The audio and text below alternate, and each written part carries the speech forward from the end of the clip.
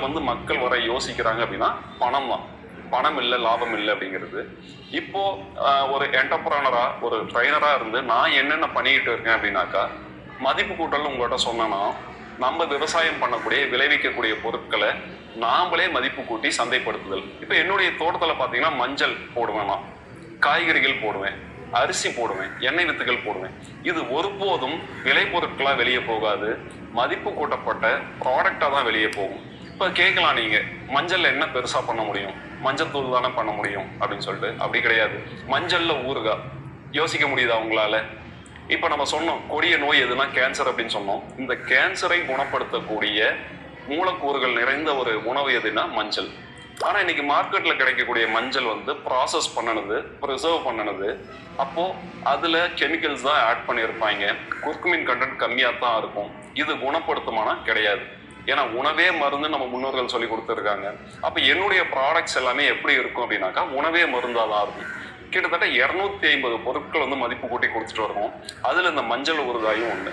இது மட்டும்தானா அப்படின்னா கிடையாது. முடக்கத்தான்ல வந்து பாத்தீங்க அப்படின்னாக்கா சூப் மிக்ஸ்ல இருந்து தொக்குல இருந்து பண்ணி கொடுக்குறோம். அதே போல வல்லாரை, தூதுவளை, இதெல்லாமே இப்ப மார்க்கெட்ல நிறைய ப்ராடக்ட் கிடைக்குது. இதே போல ஊறுகாய்கள் ஆகட்டும், பவுடர்ஸ் ஆகட்டும், பொடிகள் ஆகட்டும் எல்லாமே கிடைக்குது.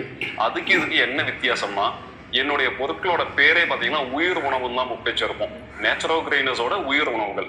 உணவுகள் என்ன வித்தியாசம்? உயிர் உணவுகள், செத்த உணவுகள் அப்படின்னா நிறைய இருக்கு. ஏன்னா உங்களோட பெருங்குடல்கள் வந்து நுண்ணுயிர்களோட இருப்பிடும். நீங்க ப்ரிசர்வேட்டிவ்ஸ் ஆட் பண்ணும்போது அதுல இருக்க மைக்ரோப்ஸ் எல்லாமே என்ன ஆயிடுதுன்னா செத்து போயிடுது. அப்போ இதுதான் வந்து இன்டைரக்டா உங்களுக்கு நோய்களோட ஆரம்ப புள்ளியாகவும் அமையுது. இப்போ என்னோட ப்ராடக்ட்ல ப்ரிசர்வேட்டிவ்ஸ் கிடையாது, எதுவுமே ப்ராசஸிங், மினிமல் ப்ராசஸிங் தான் இருக்கும். அப்போ இதுக்கு உண்டான விலையும் ஆகட்டும், மக்கள்கிட்ட கிடைக்கக்கூடிய வரவேற்பும் ஆகட்டும் நல்லபடியாக தான் இருக்குது. இப்போ நான் கற்றுக்கிட்ட, நான் செஞ்ச விஷயங்களை எந்த ஒளிவு முறையும் இல்லாமல் என்னுடைய ஸ்டூடெண்ட்ஸ்க்காகட்டும் அல்லது என்னுடைய விவசாய நண்பர்களாக ஆகட்டும் நான் ஷேர் பண்ணிக்கிட்டு தான் இருக்கேன். ஏன் அப்படின்னா இன்னைக்கு இந்த மார்க்கெட் வந்து அவ்வளோ பெருசு. இங்கே போட்டிகளுக்கு இடமே கிடையாது.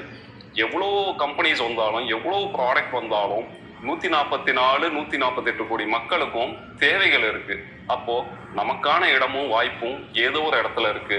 இன்னொரு பெரிய விஷயம் நான் பார்க்கக்கூடியது என்ன இந்த சமூகத்துலனா, சோம்பேறிகள் அதிகமாகிட்டே இருக்காங்க. எங்கெல்லாம் சோம்பேறித்தனம் அதிகமா இருக்கோ அங்க ஒரு புது கண்டுபிடிப்புக்கு ஆரம்ப புள்ளியா இருக்குது. ஒரு புதிய வேலை வாய்ப்புக்கு, ஒரு தொழில் வாய்ப்புக்கு ஆரம்ப புள்ளியா இருக்குது. இன்னைக்கு ஸ்விக்கி ஆகட்டும், சொமேட்டோ ஆகட்டும் ஏன் மார்க்கெட்ல சக்கப்போடு போடுது அப்படின்னா சோம்பேறிகளின் உலகம் இது. அப்போ நமக்கான வாய்ப்பு ஏதோ ஒரு இடத்துல இன்னும் காத்துக்கிட்டு தான் இருக்கு. இந்த வாய்ப்பை நோக்கி நம்மளோட பயணம் இருக்கட்டும், ஒரு புதிய சிந்தனையோட, மாற்று கருத்தோட இருக்கட்டும். அதுதான் இந்த மாத்தி யோசி நிகழ்ச்சியோட அடிநாதமே. அப்ப இந்த புதிய தொழில் வாய்ப்புகளுக்கும் புதிய ஒரு இன்னோவேஷன், கிரியேட்டிவிட்டிக்கும் அடித்தளமா இந்த நிகழ்வும் அமையுங்கிறதுல எனக்கு எந்த ஒரு சந்தேகமும் இல்லை. அடுத்த நிகழ்வுல இன்னொரு முக்கியமான பதிவோட உங்களை சந்திக்கிறேன். வணக்கம். இந்த செக்மெண்ட்